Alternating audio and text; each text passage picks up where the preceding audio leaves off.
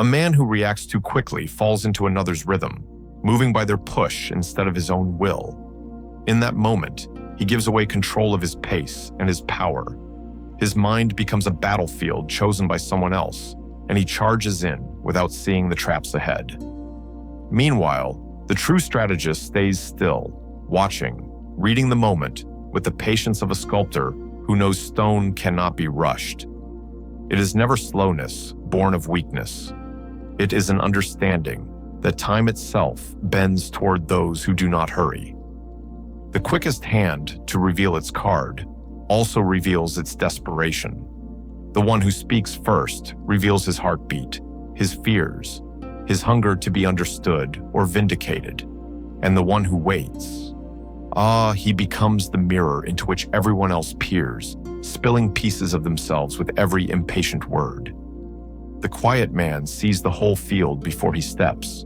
He lets others exhaust themselves, lets them think their movements are their own, even as he is drawing the unseen map they're walking on. A provocation tossed in his direction is no different than a gust of wind. He doesn't chase it, doesn't try to catch it. He lets it pass, knowing the true moment to move will be when his opponent's own breath betrays them.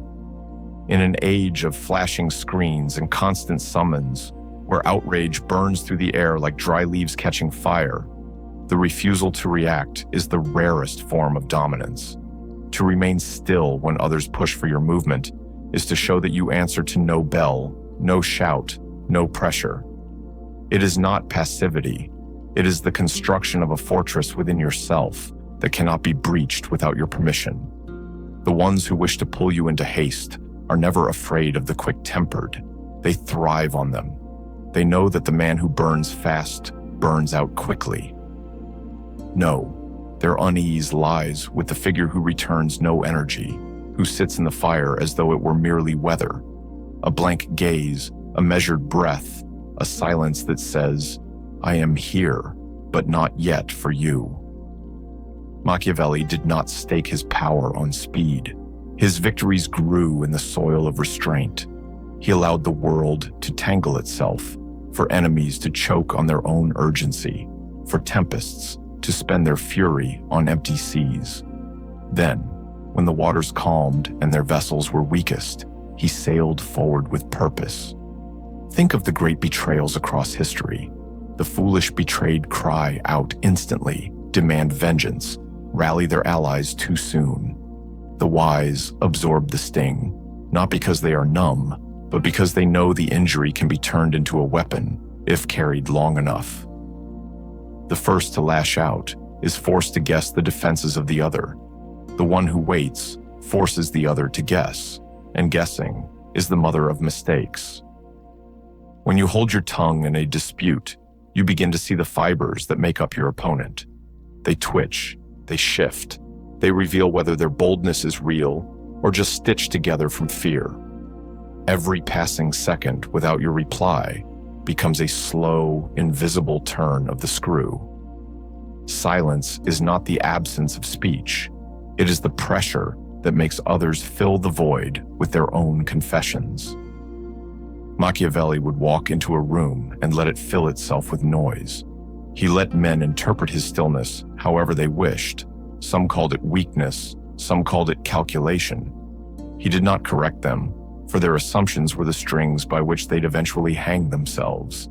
And when he spoke, he used as few words as possible, knowing the scarcity would make them echo longer. If you are pressed for a response, resist the urge to give it. A pause is not hesitation. It is the sharpening of a blade. When insulted, do not answer. Look. Let the moment breathe until it suffocates them. A single heartbeat of silence can split the mind of your opponent, making them wonder if they've gone too far, if they've struck something deep, if they've just made an error they cannot take back. Imagination will punish them longer than your words ever could. The most dangerous strike is not one delivered in anger, but one that arrives cold after the world has forgotten the spark that caused it. Fear of the unknown outlasts the sting of the known. That is why Machiavelli did not meet aggression with equal heat. he met it with the slow drip of uncertainty, the invisible poison of doubt. The man who moves first may win the moment, but often becomes the scapegoat for all that follows. The man who watches shapes the very terrain on which the game is played. Real authority does not rise from winning this hour. It rises from defining the pace of every hour after. To let others come to you is not idleness. It is to set the stage so that when you step forward, every light is already pointing your way. The victory of a calculated move over an impulsive one is not just in outcome, but in legend. When you strike without haste, people will say you must have been waiting all along, and they will be right. They will fear not just your power, but your patience, because patience is the companion of inevitability. Control is greater than victory. If you rage and win, they will fear your wrath. If you wait and win, they will fear your mind, and the mind survives where fire burns out. Machiavelli sought this more than any throne or treasure, the perception of being always in control, even when the room thought him dormant. For such a man does not just win battles, he becomes the standard by which battles are measured. When your name is spoken, let it carry the weight of one who is not hurried by the pettiness of others. Let them say, he rarely speaks, but when he does, the air changes. Let them realize too late that while they were busy drawing swords, you were rearranging the entire field beneath them. This is the scent of untouchable power. The refusal to react first is not surrender. It is the shifting of the board until every piece falls into your hand. It forces your adversaries to overreach, to stumble, to spend their energy as though time were infinite. And while they burn, you are the stillness in the center, the one that cannot be moved, the one who ends the game with a whisper instead of a roar. The loud man declares his danger, the rushing man shows his desperation, but the one who waits, unmoved, hidden behind the veil of composure, he is the one who shapes the ending. He lets the others fall over each other, exhaust their reserves, reveal their loyalties and fears in their scramble to outpace a man who never even joined the race. Machiavellian patience is the quiet siphoning of power from the restless into the hands of the still. It is the art of making others act before they see clearly, while you stand in full view of the entire field. It is the willingness to be misunderstood for days, weeks, months, knowing that when your move comes, its weight will be measured not in force, but in inevitability. They will tempt you with your own pride. They will craft words not to wound your body, but to stir that restless urge inside you that wants to defend, to justify, to shout you are wrong about me. That is the oldest trap.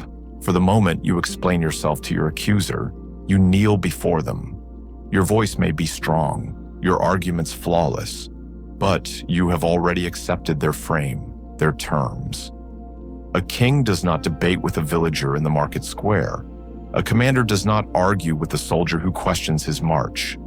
True power answers only to itself, not to the summons of those seeking to shake it. If they misunderstand you, let the misunderstanding rot until it turns into dust. If they spread rumors, let the words drift into the air until even those who believe them forget where they began. The need to correct every falsehood is the reflex of the insecure. The master knows that silence outlasts noise, and that those who live by stirring the crowd eventually find themselves trampled by it. When you refuse to defend yourself, you transform the energy of their attack into weight they must carry. They will replay their own accusations in their minds, wondering why you have not answered, imagining that your stillness hides something they cannot touch. This is the heart of strategic passivity, a stillness chosen, not imposed. It is not the passivity of weakness, but the stillness of a predator watching the forest move, waiting for the right shadow to break pattern. Every second you do not respond is a second your opponent spends in their own mind. building illusions, questioning their advantage. The world belongs to those who choose position over pride. Let others run for applause, chase quick victories, fight for the appearance of being right. You stay for the long game.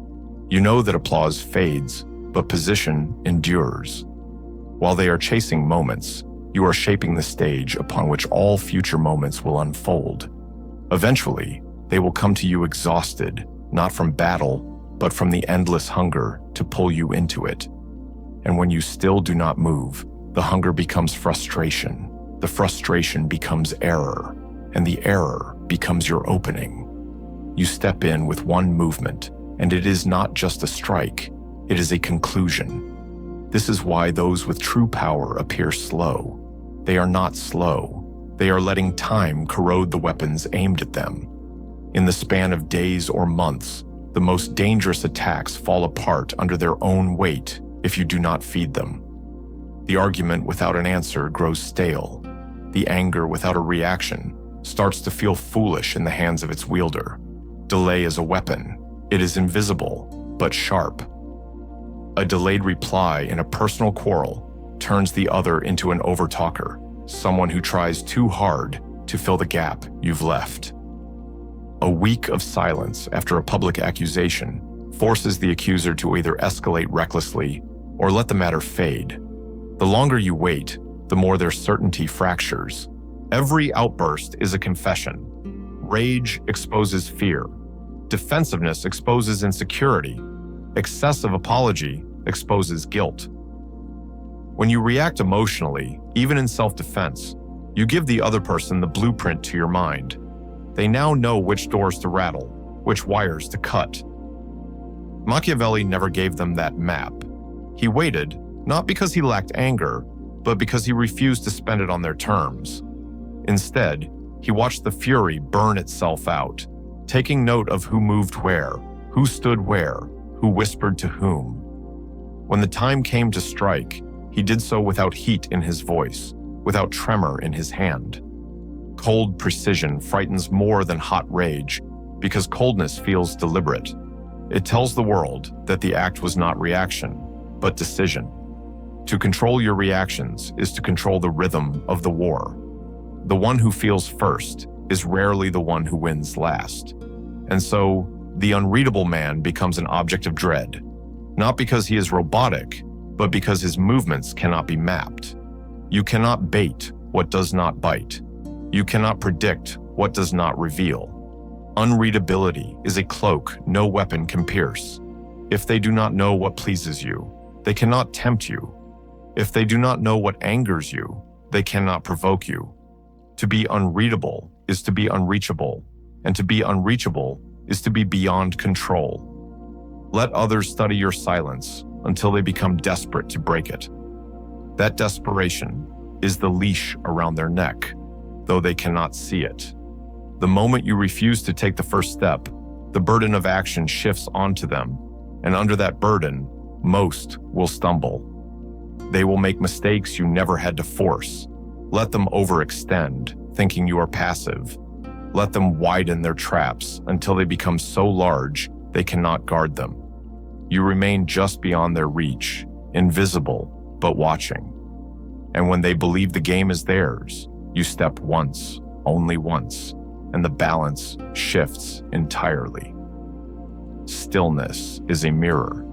People will pour their own fears and hopes into it, imagining you to be what they need you to be: weak, calculating, uncertain, confident.